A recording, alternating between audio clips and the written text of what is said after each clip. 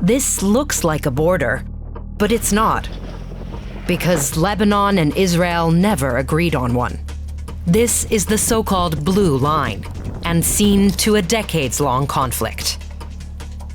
It's a fight over territory, over security, over dominance in the Middle East, between the Lebanese militia Hezbollah and Israeli forces. Israel has an issue there. It won't be resolved before Israel's security concerns are put to rest. And these blue barrels have become the front line again. The devastation is pretty widespread. It affects whole neighborhoods, whole villages. Is a more peaceful future even possible? And will this non-border ever become a real border?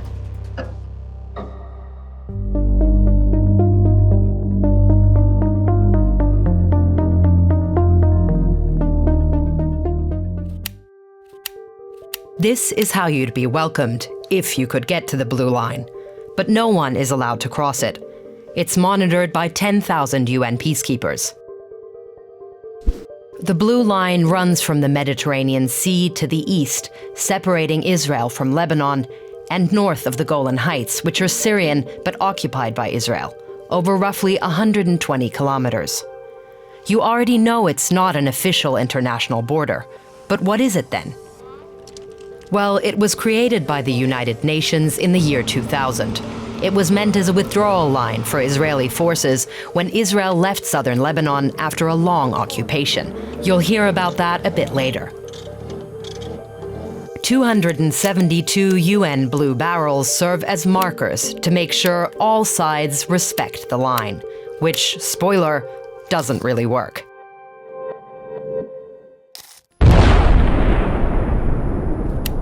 The Blue Line passes through rural areas, rugged land, hills, and mountains, and runs right through this village, Al-Ghajjar, only one of the many territorial sticking points between Lebanon and Israel. And these sticking points turn the Blue Line into a red line. A red line both sides frequently accuse each other of violating.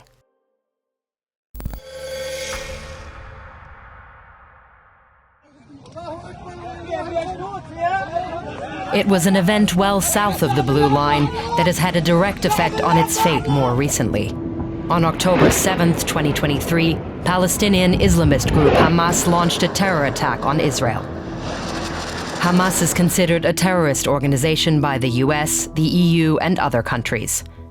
Only a day later, Hezbollah opened a second front, firing rockets on Israel from Lebanon, as a show of solidarity with the Palestinian people, Hezbollah claimed.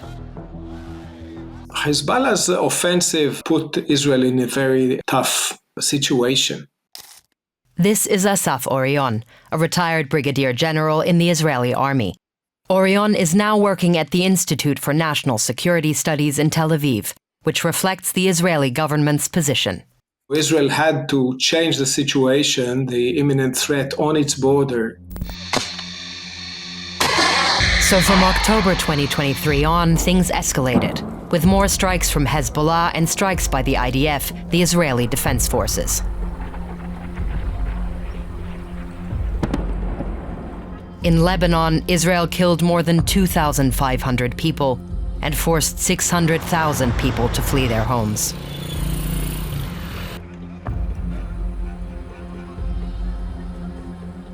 The devastation is pretty widespread, and it affects whole neighborhoods, whole villages. This is Randa Slim, a Lebanese-American researcher on Middle East politics. Slim is based in Beirut and Washington, D.C. She's critical of the extent of Israel's attacks. But it's not only the southern Lebanon, you have also southern suburbs of Beirut. Whole neighborhoods have been destroyed. In Israel, Hezbollah killed dozens and caused around 60,000 people to evacuate their homes. Then Israel shook Hezbollah and Lebanon to its core. Israel planted explosives in thousands of pagers and later walkie-talkies, targeting Hezbollah. They detonated across the country, killing and wounding civilians as well as Hezbollah members. This map shows how Hezbollah reacted. And here you can see the Israeli army's airstrikes, all this in just over a month.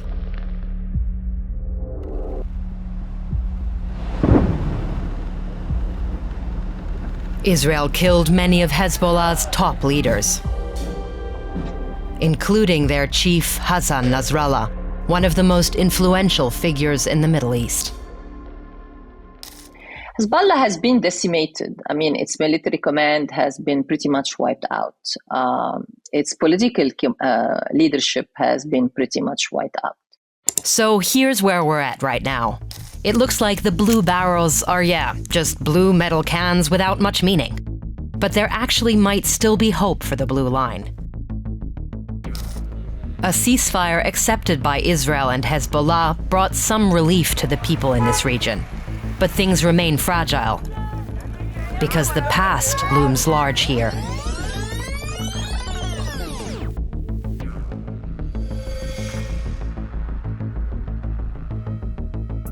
The blue line wasn't just drawn out of thin air in 2000.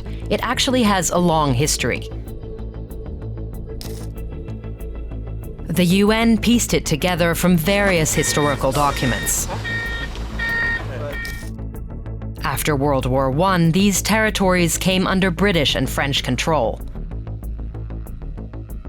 This 1923 border here in yellow looks familiar. Yes, the blue line is partially based on it. Another source for the blue line was the Armistice Agreement. It was signed in 1949 between Lebanon and Israel. But since then, the two countries have not been able to agree on a clear border, because there are still territorial disputes. Here are 13 points along the blue line that are contested by Lebanon. Some progress has actually been made. 6 have been pretty much negotiated in previous US mediation efforts between the two countries about the land border. So what makes it so difficult?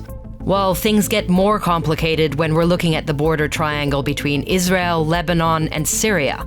Look at this strip of land. It's called the Sheba Farms, or Mount Dov, according to Israel, which originally occupied the area from Syria. But Lebanon now claims it as its territory. Whoever sits on this mountain has a great advantage into Israeli territory and into Lebanese territory. So this is connected to Israel's security concern. Another controversial case is Al-Ghajar. We mentioned the village earlier. It's divided by the blue line. The southern part is in Syria, the Golan Heights, which are occupied by Israel. This area north of the blue line is Lebanese territory, but the northern part of the village is under Israeli control. And of the 3,000 residents here, most now hold Israeli citizenship. Israel has even built a fence around it, which prompted outrage in Lebanon.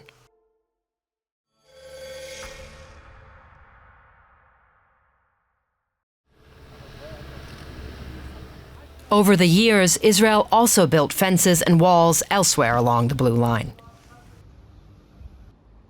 The wall, which was built south of the blue line, all of it, is a security barrier which was meant to block Hezbollah's offensive or assaults into northern Israel, attacking IDF positions, Israeli communities, Israeli citizens. So Israel says its main issue is security. Many point to the so-called Coastal Road Massacre in 1978. Israel says it deeply shook the country's sense of security. Palestinian militants based in Lebanon attacked a civilian bus near Tel Aviv, killing at least 37 Israelis and wounding many more. Then Israel invaded southern Lebanon and later again, occupying part of it for 18 years. The occupation sparked international criticism, and the United Nations sent in UN peacekeeping troops. By the way, they're still there, more than 45 years later. The blue barrels were one of the measures UN troops took. They were put in place, creating the blue line when Israel withdrew from southern Lebanon in 2000. After understanding that its continued presence in Lebanon is not optimal for its security because it created a lot of friction. We suffered heavy casualties. The attacks by Hezbollah fighters have increased that cost for Israeli military, but also the occupation was never lawful. Hezbollah claimed Israel's withdrawal as its victory. So let's finally talk about this Shia Muslim political party and armed militia.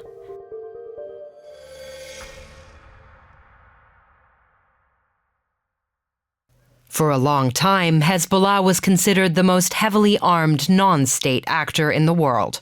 It grew big during Israel's occupation, and ever since it has enjoyed popular support.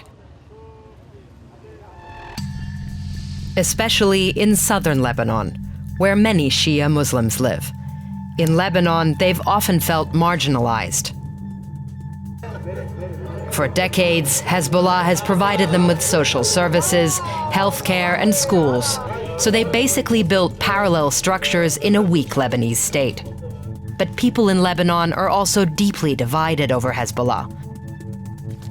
Internationally, the US, the EU, and other countries consider Hezbollah a terrorist organization, for a reason. In 1983, a suicide bomber targeted the US Embassy in Beirut. More than 60 people were killed. Another suicide attack against a US Marine barracks killed almost 300 people. The US blames Hezbollah for the bombings. Over the years, tunnels underneath the Blue Line, like this one, made it possible to smuggle and hide weapons and to launch surprise attacks on Israel.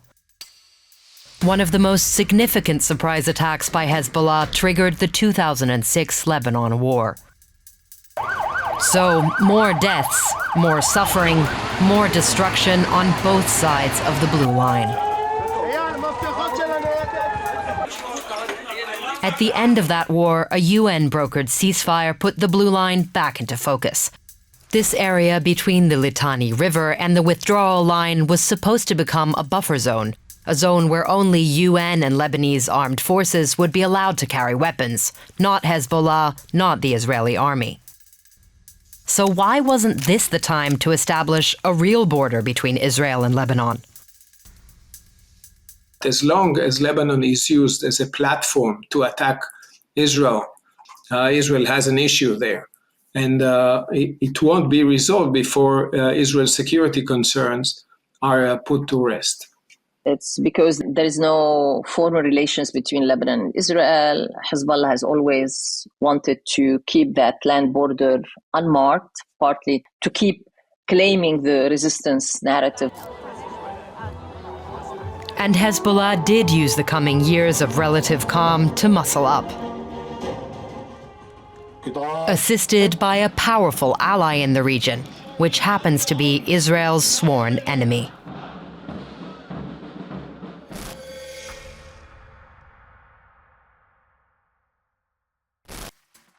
Without Iran, Hezbollah wouldn't be nearly as influential.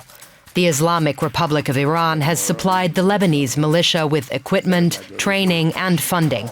An estimated $700 million per year, according to the US State Department.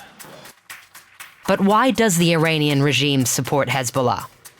First, Hezbollah is a Shia militia, and Iran is a Shia-majority country. Beyond religion, Iran needed Hezbollah in its quest for dominance in the Middle East. Watch our Mapped Out episode on why Israel and Iran are enemies for more on that. Do you recognize this flag? Yes, that's Hezbollah militants, this time in Syria during the civil war. The Iranian regime sent them there from 2012 to support its ally, Syrian dictator Bashar Assad. But the fall of Assad has been a strategic setback for both Iran and Hezbollah. The Syrian regime was a great partner and a great logistical enabler to Hezbollah. Tactically, it's a huge blow to supply routes that Iran has maintained over the years through Syria to bring Hezbollah weapons, equipment. And this is where we're finally coming back to the blue line, because what's happening in Iran and Syria affects what's happening here.